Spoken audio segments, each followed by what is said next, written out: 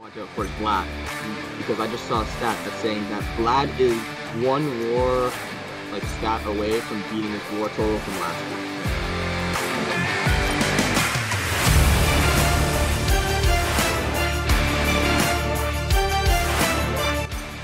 Hey. Okay, that's a good intro. What is that? Welcome back to the 450 Dead Center podcast channel type thing. We had a very eventful. You should just call it 450 Dead Center baseball channel. Yeah, we really should. I don't even know if we do podcasts, but it was an eventful weekend for the Blue Jays. Not the best weekend, minus the Saturday game? Yeah, the Saturday game. But we ended up out of the 4 games, Jays ended up losing 2 and winning 1. One of them got rained out. And that game will be made up on August 10th. But Daniel, what are your initial thoughts on this series? I liked seeing Mike Trout. That's really it. Literally every time I saw Mike Trout go in the batter's box, I was trembling with fear. Because we don't see people who are viewers outside of Canada. Mm-hmm. Won't understand, but people in Canada will understand that we don't see Mike Trout play at all. Unless he plays the Jays, or it's the rare Sunday night broadcast that they pick up. Yeah, but then that would be on at 10 o'clock, and then, you watch maybe 1 or 2 innings and go to bed. Yeah, exactly. Maybe you watch half a game, but you never watch a full Mike Trout game. Mm-hmm. And we can't get, random Angels games. It just doesn't work like that. So It was really nice to see Trout. Ohtani was cool to see. Pujols for the one game was sick. Yeah, he didn't play that well, but he was awesome. He met Santiago Espinal, his biggest fan. That was such a cool moment. Yeah. But yeah, anyhow, let's go game by game here. We'll break it down really quick. It's going to be probably a quick one considering one game got rained out. Yeah. So the first game of the series, I would say was the best game. I mean, I would say, also the 15-1 Jays win was also pretty good. But this was, if you're a baseball fan, you don't care about who wins or loses, this game was definitely the best game in this series.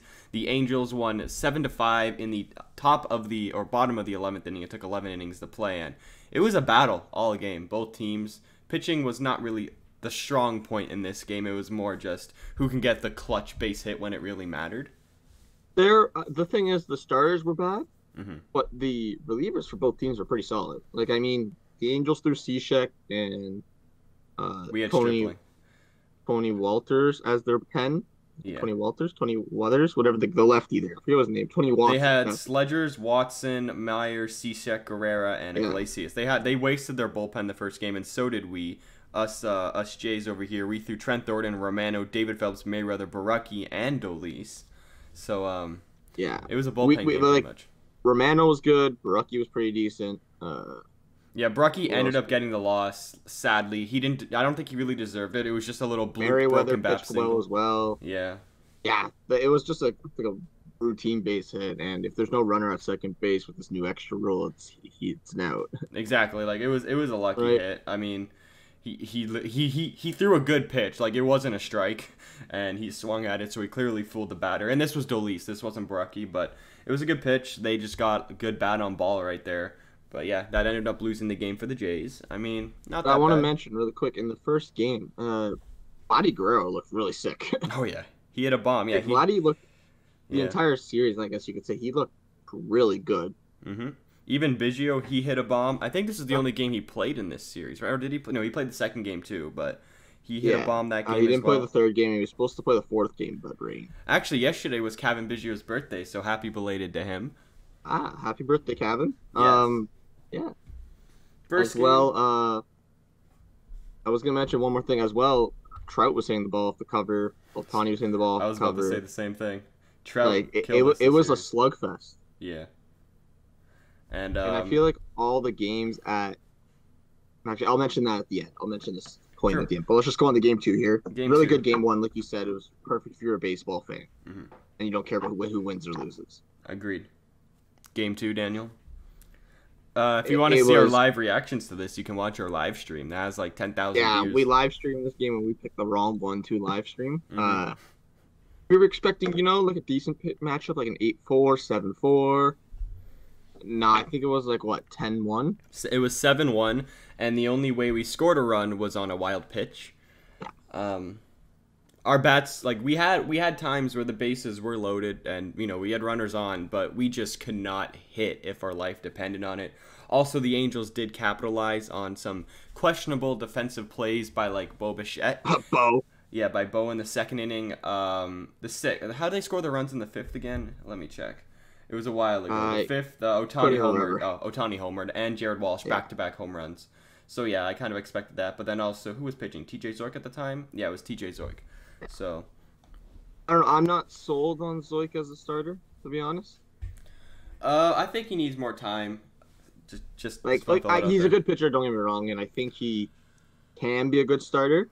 Mm-hmm. But right now we're using him as our 3, and I hope when Ray comes back in Pearson, he'll be more like a 5. Mm-hmm.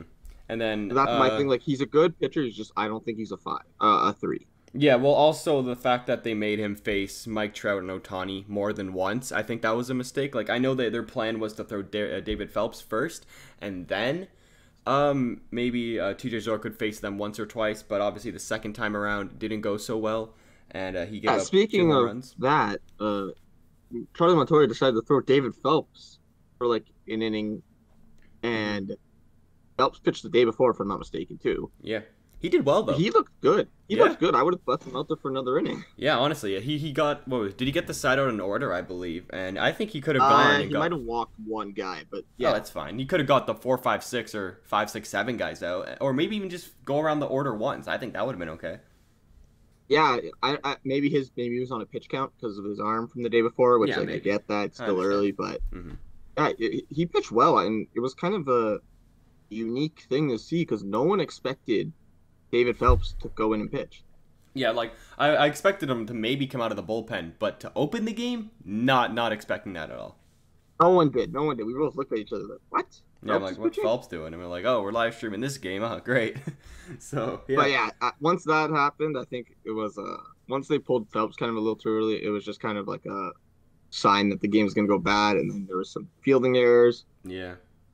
Oh, and also Dexter Fowler, he tore his ACL. Dexter Fowler. Oh, yes. He's going to be out for the season. Poor guy. If you looked at it in the replay, you could see our live reaction in that stream once again, but it looked bad. And they said it was only a knee contusion, which is a bruise, but turns out it was more. Yeah, that's not good. Just popped out apparently, which is scary. That's also some notables for that game. Ohtani, he went 2 for 5, 4 RBIs, a home run. Mike Trout went 2 for 4. Jared Walsh went 2 for 3, 2 RBIs, 1 home run. So, yeah, it wasn't the best game for the Blue Jays. The only guy who got more than 1 hit on the Blue Jays team was Marcus Semien, and he got 2. So, tough game for us.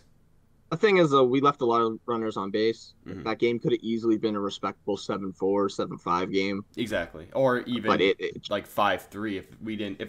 If Bo made that play in the first inning, then no runs would have scored. So, or the second exactly. Inning. So, it was just a questionable decision by Bo, where 2 outs, he for some reason threw to second when he probably would have had the guy out at first. Yep. Also, I do want to give some credit to the Jays because they were dealing with that whole COVID Teoscar scare, and then Gurriel left the game mid-game because he was having symptoms from the vaccine, and Baraki also had symptoms from the vaccine, so maybe the players' heads weren't really in it. That's the only defense I could give them, but that's it. Yeah, I mean, it's baseball. At the end of the day, there's going to be games like that happens for both teams, right? And that was very evident by Game 3 where we absolutely kicked the living hell out of the Angels. It wasn't really close. Literally, the game was over pretty much in the second inning. If you don't know, Jays scored 15 runs on 14 hits with no home runs.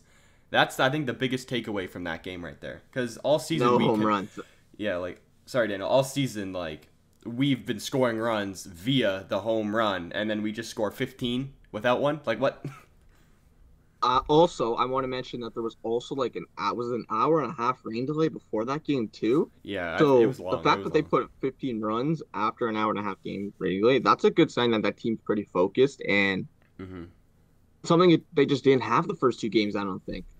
They didn't have, they had clutch hitting, and when I was watching the game, we were getting into deep counts. Usually we strike out on 3 pitches. That's what we've been doing the whole series so far, or it's a 2-3 count or something, and they strike out, or 2-2 count. And or it's a full count. The guy throws the ball in the other batter's box, and we swing at it. Today, or whatever, Saturday, they didn't do that. Or I think the game ended in Sunday. But either way, they it did end. It ended like 1 a.m. Yeah, it ended at 1 a.m. on Sunday. But either way, they played well. Bo Bichette had a solid game. He went 2 for 4 with 5 RBIs. That's it's pretty good. He got 2 doubles in that game as well. Also, I also want to mention Josh Palacio. Oh yeah, 4 for 4. I think he got his first hit. His first hit was actually a bunt, and then he got 3 more hits that game. Hey, that's fine. He was killing it. And I also want to mention another player from the Friday game that we were live streaming. If you want to see our live reaction, just fast forward to the end. Mm-hmm. He's probably pitching at the point. But Ty Tice came in, and he absolutely shut the door down. Yeah, I'm very impressed with him. He pitched 2 innings, really no Ks, but did well. Yeah, he looked impressive. He looked really impressive. Almost K'd Mike Trout, but then Mike Trout, being Mike Trout, just fouled the ball off. But yeah, dang it, he's so good.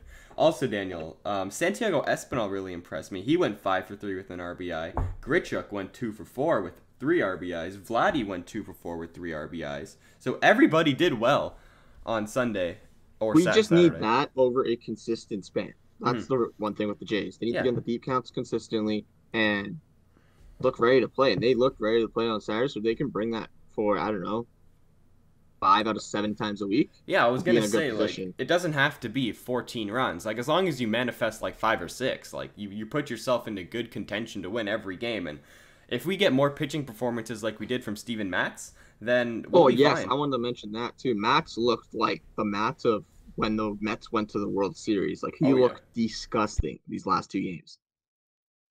And I'm so excited to see him throughout the whole season, because if he can be that Matz from 2015, boom, we found our number 2 starter. Oh yeah, for sure. And speaking of number 2 starter, Robbie Ray is coming back today against the New York Yankees. But I want to talk about Matz first, because he had 6 innings pitched, only gave up 5 hits, 1 run, 1 earned run, and that was a home run to Rendon, which he kind of crushed. So it was a good hit. 4 Ks, Rendon. What are you gonna do? Exactly. 4 Ks and 3 walks. So good day for Matz. The ump was, I would say, giving him some good calls on the outside, but he was doing it for both teams, so that's okay. And yeah, that's all I have to say. And then we would talk about the last game, but it just got rained out, so that's going to be made up, like Chris said. But one thing I wanted to note before we wrap this up, and then I guess we're going to talk about the Yankee series beforehand a little bit. But I want to mention that if you notice, all 3 games in Dunedin have been slugfests with runs scored, so I wonder if that's going to be a trend for these following games coming in Dunedin, if there's balls just going to keep flying out of the park. Well, we've seen it all before. This is not a new baseball diamond. Even in spring training and, low A-ball games, the ball flies out of here. And I expect that to happen with the Yankees in what is it, a 3-game set? Yes. Yeah, it's a 3-game set in Dunedin. I don't think Springer will be coming back. I think the earliest he's going to be coming back is the Kansas City Royals series after. But good news, like I said before, Robbie Ray is pitching the first game today.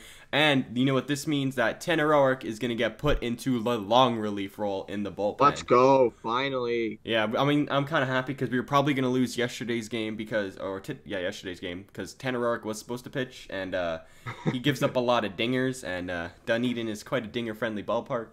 So that would have been ugly. As well, Lourdes Gurriel's back from the vaccine scare bobber that he had, so that's good too. That's very nice. It's good to see these guys come back. Hopefully, because Gurriel wasn't hitting that well before. Hopefully, his mind's into it now. But heading into this Yankee series, it's basically a rematch from opening day. You have almost the same amount of pitchers going. I'm not sure who the Yankees are throwing. So I'll pull that up. Garrett Cole is pitching today. They have. Oh, is it? So it literally is the same 3 pitchers that the Jays saw, and then actually no. I heard Domingo Germán was optioned to the alternate site.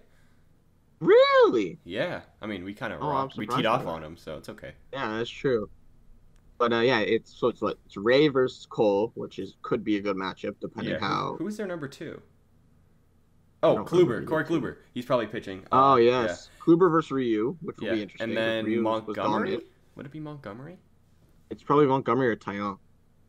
I think. Oh yeah, Taillon's the 5th guy, so I think it's going to be Montgomery on the 3rd game, which is cool. He's pitched well this year so far in 2 games, so excited to see that. So these next 3 games are either going to be complete blowouts, or they're going to be like pitching duels. Yeah. Well, one thing I want to say, I do think the Jays will probably take 2 out of 3 out of the Yankees here. I think we're gonna lose today. I mean, we're playing Garrett Cole, so that's always like really puts a damper on things. But hey, Robbie Ray coming out of spring training, he pitched well, and he fell down the stairs protecting his child. So he's got something to prove right here.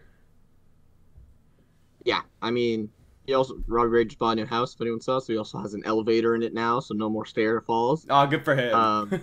But yeah, and I mean, we beat Cole on opening day. Maybe we can do it again. We just need the bullpen to come in clutch.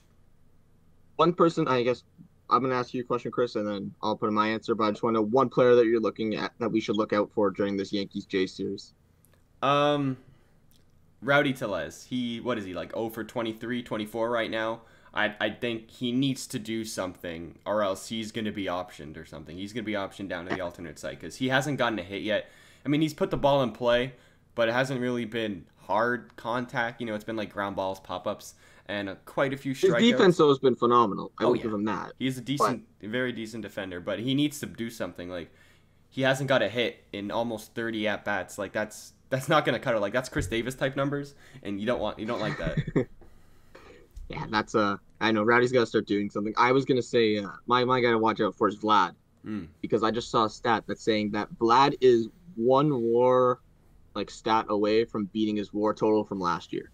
I heard it was last year and 2019, actually. Oh, was it last year and 2019? Yeah, combined. But still, that's like...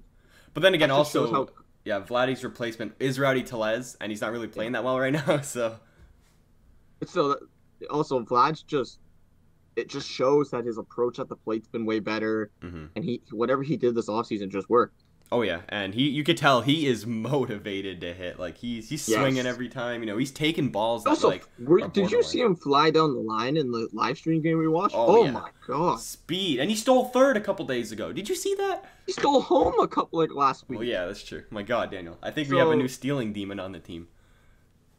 And with that being said, I think that's about it for this one, guys. Yeah, it's a little bit longer. Let us know what you guys thought. Drop a like, hit the subscribe button if you guys want to see more Blue Jays content like this. And keep an eye out for a live stream sometime this week, and we will see you guys all next time.